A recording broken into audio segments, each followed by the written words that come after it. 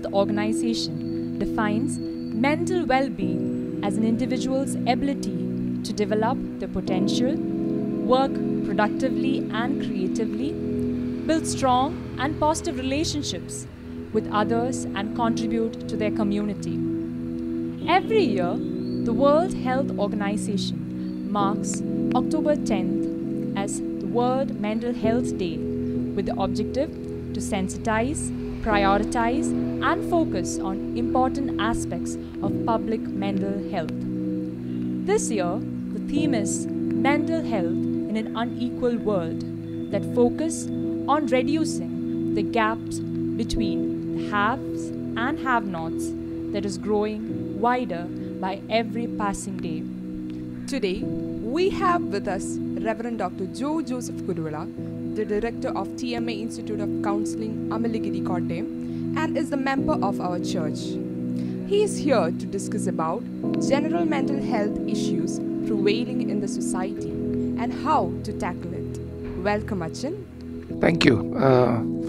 I feel it's an honor to be part of this talk show hosted by the Jerusalem Thoma Yuvajana Sakhyam, and I understand that you all are arranging a talk show every month,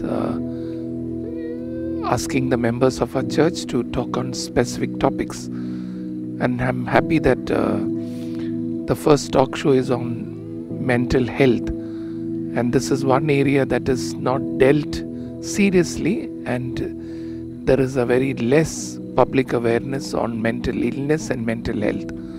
So I sincerely appreciate the Yuvajana Sakhyam members to initiate such a discussion on mental health, and God bless your efforts in your future endeavors too. Thank you. Mental health is a subject that is receiving a lot of attention these days. According to your experience, how does the public perceive the mental status of an individual? Yeah, as I said, mental health is very important for every person. From birth to death, mental health affects an individual. It affects his social, emotional, and psychological well-being. And depending on one's mental health, one is able to relate well with others, relate to challenges that he or she faces in society or he or she faces in life. So mental health is a very important aspect in a person's life. But one aspect that we need to remember is that nowadays there are a lot of cases of mental illness, and mental illness is not highlighted very much because of the stigma associated with mental illness. People tend to understand that if we talk about mental illness, something basically wrong with him. It's not like that. Mental illness is an illness that affects the brain. It's a physical illness of the brain, and it could be because of the brain structure or the brain composition or because of genetics. And it is because of that physical illness of the brain that people suffer from mental illness. And it is not to be considered as a taboo, it is not to be considered as a stigma. The best thing that the person can do is to seek help or to seek professional help or medication so that his physical illness of the brain is solved at the earliest. And as a result, I believe the mental health of the person can be reclaimed. And mental health has to be emphasized in every person's life because it affects the way he lives. The way I live, my quality of life is dependent on my mental health. So I believe every individual in the society needs to affirm, needs to emphasize his status of mental health so that he is mentally healthy, and due to that he is able to live in a very qualitative state of life where he feels happy. He feels happy about the choices that he makes. He feels happy at the relationship that he shares, and he feels happy taking life as a whole. That's what I feel as an introductory remarks on the importance of mental health is concerned.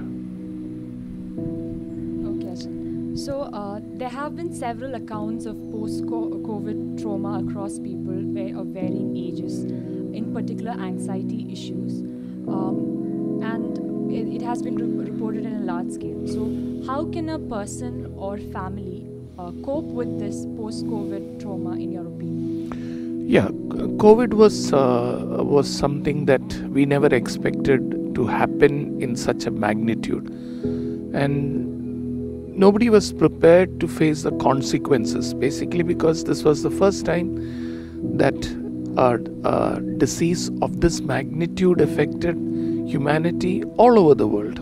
When they were forced to change their lifestyle, which they were used for quite long time, lifestyle like they had to be at home, they had to be closeted at home, and if they had symptoms of COVID, they were in isolation.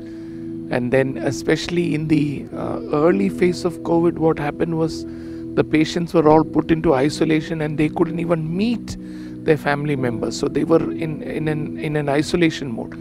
And that brought in a lot of anxiety disorders like fear, death, the anxiety of dying, the anxiety of losing their dear ones, the anxiety of losing the wealth that they had accumulated.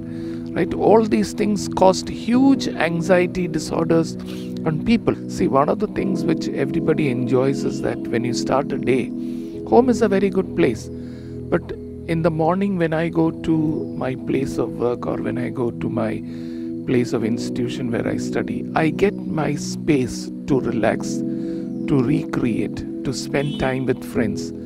But because of COVID, what happened was the mother, the father, the children, everybody got locked up in one apartments or in one home, right? At least here in Kerala, at least they have 4 to 5 rooms and courtyard to at least come out. But especially in places like in cities where you have only one bedroom, you can imagine the plight of parents and children all sharing the same space. That brought in a lot of disorders among grown-ups and also children. Right now, this is something, a reality that we have to face. Now, how can family help these individuals who are affected by COVID? I believe is basically to give them some space of their own. Number one. Number two, I believe have some qualitative relationship, even though it is virtual. Right? At least I thank God that through WhatsApp you can have some video calling. Right? You can do the video calling. Do video calling with your friends, with your relatives. And then one of the things which I have found from some of the friends is that they have involved in very creative hobbies. I have one of my friends, Anil Verghese, who's one of my childhood friends, who's now in Dubai. He's now a very excellent painter. Right? He started painting only after the advent of COVID, when he realized he had a lot of time apart from his work schedule. So he started using his talents in painting, and then he's bloomed into such beautiful painter. And I've also come across other children who have put in certain music videos or certain creative talents through the social media. So one way by which we can have more comfort or more mental health during this COVID is to express yourself in a very nice way through the creative talent. Have good relationship with others, connect with others, though it is virtual, at least connect with others, and try to talk it out with your family members so that these aspects, when the stress that comes to you due to the COVID reasons or due to the stress because of everybody is gathered in the room, can be relieved a lot. So I think these are few things that could be done as far as the stress after the COVID is concerned. Stress due to COVID is concerned is something that we can deal with. You mentioned in between about the personal space one has to have. Right. How important is personal space for maintaining good mental health? Yeah, personal space is very important for each individual. We use a word called as individuation and connectedness. In psychological terms, we use a word called as individuation and connected. Especially in the context of family, a person needs to have his own individuality, at the same time connect with the rest of the family members, right? Sometimes what happens is that the child is all by himself. He doesn't connect. Sometimes what happens is the family interferes too much in the life of the children, whereby they don't have a space. So I believe it's very important. It's not only children. Every person in the family needs to have a space of their own, so that they are able to relax, they are able to recreate, and they are able to have a re-examination of their life and move forward qualitatively. So personal space, even during COVID times, during stress times, I believe is very important as far as mental health of the individual is concerned. Thank you for raising that personal space. So Asha, homicides committed by youth, particularly in Kerala, have been on rise recently. And more often than not, the problem boils down to young people, their inability to accept what they don't expect, especially in relationships, in academics. So why do you think the youth have such a cynical outlook, and they are not unable to accept the reality as it is? Also, what advice do you have to give to the educational institutions so that they can equip the students mentally? Okay, one of the problems, I feel with regards to the present day generation is that what they see outside is a level of high competitiveness, right? You have to raise your brand level high. Until you raise your brand, right, you are not accepted, right? Wherever you go, you are accepted because of your academic achievement, or because of the marks that you have scored in the examination, or certain positions that you've achieved in life. So somewhere along the line, the focus is on the toppers, right? The brilliant people, right? The rank holders, right? Newspapers or other media institutions. Everybody focuses on toppers and achievers. But what happens is that there are a lot of youngsters, right, who may not be toppers, who may not be achievers, who are in one sense are able to achieve in their own ways, but not recognized. They are not recognized in the mainstream. And because of that, there's a sense of dejection on their part, because every child or every youngster needs appreciation, needs recognition, needs a pat from their teachers or from their parents. But what happens is, in a competitive world, when everything is focused on achievement aspect, right? If I don't achieve, I am considered not worthy enough. And that has brought in a lot of cynical outlook on children with regards to institutions, with regards to teachers, and with regards to parents. That's one of the reasons. The second reason is that most of the children are given everything that they are asked for, right? Even, or in some cases, even without asking, the children get what they want. And I believe to some extent the present day generation seems to be little spoiled, because they have everything that money can afford, everything. And as a result, what happens is, when they compare their life with their classmates or their friends, and when they feel that their life is not in the same level as their friends, they feel dejected.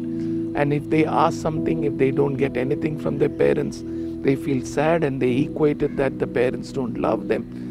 So the understanding of the children is that whatever I ask, the parents should provide for me.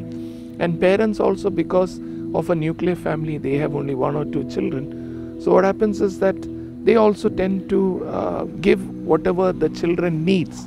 And as a result, every needs of the children is satisfied. But it is not possible for the parents to always satisfy all the needs of the children. There will be issues, there will be areas where the parents may not be able to provide. This is something that the child is not able to accept, and when that happens, that is where these extreme cases of suicide and these things happen. So I believe from the early childhood, from the early stage of life, if the children are understood the demands or what are the problems, the challenges that the family face, the parents face with regards to their upbringing, the financial situation of the family, it could help a lot. And secondly, with regards, now this is a topic with regards to mental health. All suicides are not basically because of failures in life. It could be also a mental health issue. When a child has certain physical illness of the brain, right? He is not able to face simple challenges in life. And that is where sometimes, due to his physical illness of the brain, that he tends to, or he's forced to, or he contemplates to end his life. In such cases, I believe it's very important that help has to be given to him at the earliest by the caregivers, by the parents, or by the school. Now, you also asked a question on educational institution. What can educational institution do? I believe classroom should not be a place of war. Today, classroom is a place of war, right? Let classroom be a place of friendship, of cooperation, of mutual learning, mutual support, building up good relationship. It's not just transmission of knowledge, it's also acquisition of knowledge, not from the teachers also, right? From our friends, right? When we all were studying, right, though there was competitions, right, we could ask our friends. If there's a doubt in chemistry or maths, we used to go to one of our friends, and the friends would explain to us, because we were scared to speak to our teachers as to how she or he will respond to us. So we would go to our classmates and ask, and they would respond and correct us and give us and clear our doubts. But today, I have found, having worked in school for last so many years, I found that many children are not willing to help their classmates because they feel if they help, they will lose their marks and their classmates will get more marks than them. And hence I believe the educational institutions have almost become like a war room. It's important that the education institution foster a cooperative outlook among students. And the other aspect with regards to educational institution, which I want to stress with regards to mental health, is focusing on the total personality of the children, not just focusing on academics. Is he good in sports? Does he involve in sports? Does the child have friends? Does he involve in creative activities? The school should be able to help the children to make the children involve in all these activities, so that his personality is also is healthy, and he has a holistic outlook of life. I've known a lot of children who have never participated in any co-curricular activities, nothing. They would just come to school, study, and just go back. They have not even traveled in a public transport system, because the parents tend to drop them to school and take them back to school. Now, such children, I believe, are not trained to face challenges of life. So hence I believe, let our education institution be institutions where the holistic aspect of the child is developed, not just his intellectual, his emotional, his social, his creative aspects. If all these things are developed, I think school would be a wonderful institution where the mental health of the students would be developed in the much better way. Okay, sir. The present generation youths live inside media, right, be it social, print or broadcast. Right. It has both positive and negative effects. How does this influence the mental health of youths? Okay, social media and mental health. Okay, yeah.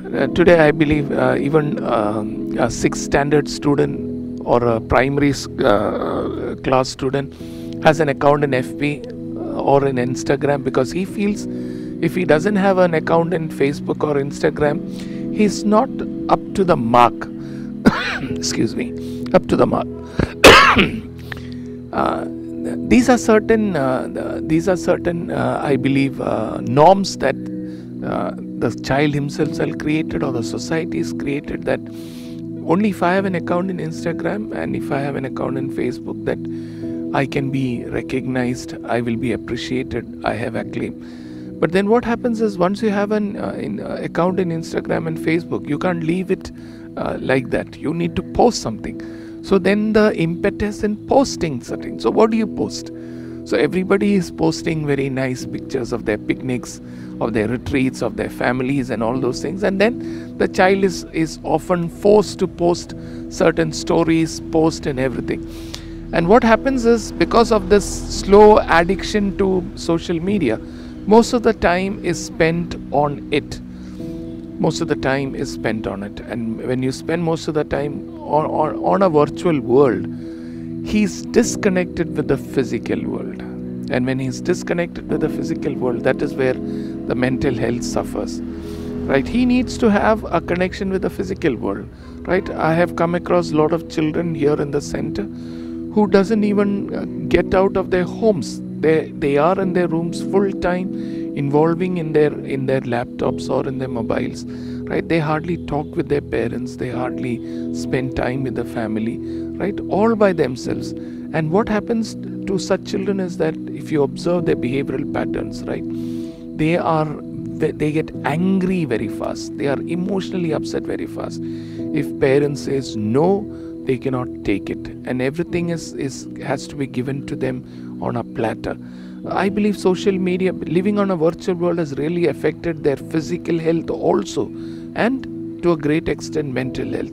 I believe at some point of time the screen time should be limited, or the child itself should be taught how much screen time he or she should have, and the focus should be on his physical world, his relationship with his friends, relationship with his parents, relationship with the social world, the church, the fellowship. So the more he is able to make a balance between the physical world and the virtual world, then only I believe these social media would be of some use. See, we can't simply brush off social media saying that it's bad. A responsive use of social media has to be inculcated in the children, and that is when I believe that will help the child. So relating themselves to the physical world in a more qualitative manner will help them to address the mental health issue, which is resultant out of the social media issue that happens in an individual's life. Ajay, the next question is also relating to what you said right now. Virtual world is affecting both physical and mental health. Right. So the generation is growing up in this virtual environment where, as a result, they are suffering from various mental illness, and because of the excessive screen time. Right. So how can these people alter or balance or reschedule their work life so that they can maintain good mental health? Okay, how to alter their screen time and to balance mental health. I think some of the suggestions that that comes to my mind as I deal with children or adults is that, number one, have a schedule. For me, it is very important that everybody should have some schedule in life. The onset of social media, what has happened is that the schedule is totally disrupted. So the first thing I would say is in order to combat the screen time or the social media influences, so as to foster better mental health. One, develop a good schedule in life. Number two, I believe some sort of exercises has to be there, physical. So you get out of the room, walk, right? Because everybody is now, especially even the computers, the people, the software employees, all are in a single room. Because of the work from home environment, you are in a chair for at least 12 to 13 hours at a stretch. So I believe in order to have a better mental health, get up, walk, have some sort of physical exercises. 3, a good diet. A good diet is very important for the mental health and also important for physical health. A good diet, right? Eat well, eat good food, fruits, not just junk. Eat good food, right? Balanced diet, fruits, right? Nuts, vegetables, juices. That should also be fine. 4, my idea is to have quality, as I said earlier, social relationship. Get out of your virtual world, connect with your friends, meet, talk, right? And this is something that you need to explore. Children are not exploring. Everybody is exploring through the laptops and the media. Explore your world, right? Get out, go out, right? Buy, shopping, or at least meet certain friends. So I think it's the connecting with your friends, exploring your world is something that you do. And then another aspect which I had said earlier was involve in some creative activities, right? Everybody has certain creative inbuilt talents which God has given to them. Bring out those talents, and I believe that will all help you to evolve better mental health in the children and even in the adults.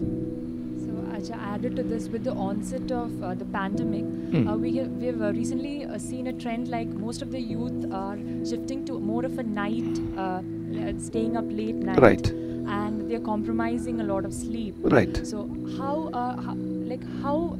much impact it has on the mental health? Like, how much important is sleep?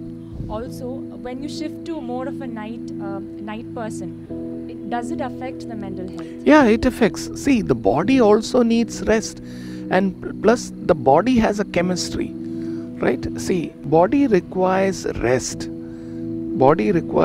And when you change your rest time, right, when the body functioning, the physiological functions of the body also has to work, and that works when your body is taking rest. And when body doesn't take rest, right, the whole physiological functions of the body of that individual goes totally what you call as awry, right? And that's very dangerous. And night is a time when body requires sleep, body requires rest.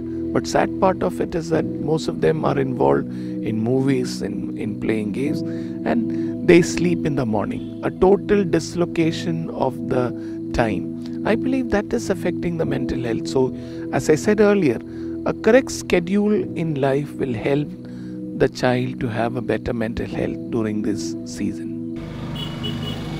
So next is a hypothetical situation. Right. So where assume that a youth who has a lot of mental issues is not able to open up to anyone, not Right. even to his friends or family, anyone. So in such a situation, how can he come forward and seek assistance? Yeah, I think since it's a hypothetical question, we can help that person only if he comes forward for help. But as you said, he may have someone, at least one person, at least as a friend to whom he can disclose. But if he's a loner, I believe the parents have to see whether he shows symptoms of being a loner, where he doesn't connect with anybody, he doesn't want to meet anyone, he doesn't go out of the house. If there are symptoms that the child shows like that, I believe the parent has to take an initiative to bring him to a medical professional and seek medical help. That is the most important thing. And as I said earlier, somehow the emphasis on mental health is not much in today's society. So parents are not willing to take their child to a medical professional to treat his mental illness. It's important that the parents should understand my child needs help. When he shows certain symptoms of withdrawal, of being a loner, or certain aspects that he has mental illness, he needs to be taken to a doctor and treated, so that that stigma could be avoided, and plus you can reclaim his life. You can reclaim his life. That's what I think is the need of the hour. What role, in your opinion, does church play in ensuring or fostering mental health? Okay, the role of the church. Right. Church also plays a very important aspect in a person's mental health. Very important aspect. Say, according to John 10:10, Jesus said, "I have come that you may have life, and life in all its fullness." Right? So the understanding of Jesus Christ with every person is that the person should be whole. If the person has to be whole, he has 4 relationships that he has to seriously look into it. Number 1, his relationship with himself.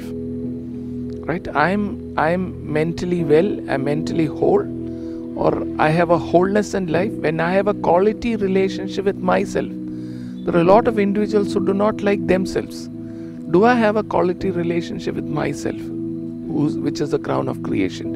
2, quality relationship with others. Right? How do I have a socially qualitative relationship? 3, do I have a quality relationship with my environment, right? I live in this world. So how do I relate with this God created world? My relationship with this world matters a lot. And finally, my relationship with the creator, which is God, right? So all these 4 relationships is very important as far as a person's wholeness is concerned, biblically. Wholeness is concerned. And if you look at Luke chapter 2 verse 52, when you read about Jesus' childhood experiences, Jesus grew in stature, in wisdom, in likeness to men and likeness to God, right? Both. So he also grew physically, socially, emotionally, intellectually and spiritually, right? So I believe church should be a place where everybody is helped to grow in these 5 areas: physical, emotional, intellectual, spiritual, right?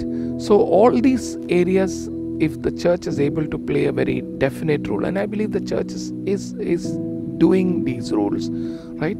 Through worship, you have the spiritual aspect of it, and through prayer fellowships, you have the social relationships, right? And then talk shows, Yuvajana Sakhyam meetings and all these things, the group discussions, they instill a lot of intellectual aspects of it. You have games and other things conducted by the church during Yuvajana Sakhyam that instills social and emotional wellness, right? And good physical activities also helps in building up. So the church has to play a big role in making awareness to the general, to its members, that mental health is very important, because Jesus emphasized that every person should be whole and he should have a holistic personality, and that emphasis should come out from the pulpit, from the sermons, from the activities that every parish does it. And I believe one of the things that now the Yuvajana Sakhyam has done is creating that awareness of mental health, and which is done through the church, and I sincerely appreciate the effort taken by you all. Right. Sacha, do you have anything more to add, or the activities? You're part of TMA Counselling and you're the directors. Right. Do you have anything to brief about the working of the institute? Yeah, this is an institution under the Serampur University which offers master's course in counseling and psychotherapy and a diploma course in clinical counseling. And so you have about 30 students every year studying and staying here and working here. And we have clinical sessions in the afternoon where people from all over seek clinical help. This has been an institution that has been here for more than 30-40 years, and the pioneers are from the Jerusalem Thoma Church. So I need to thank our church for actually establishing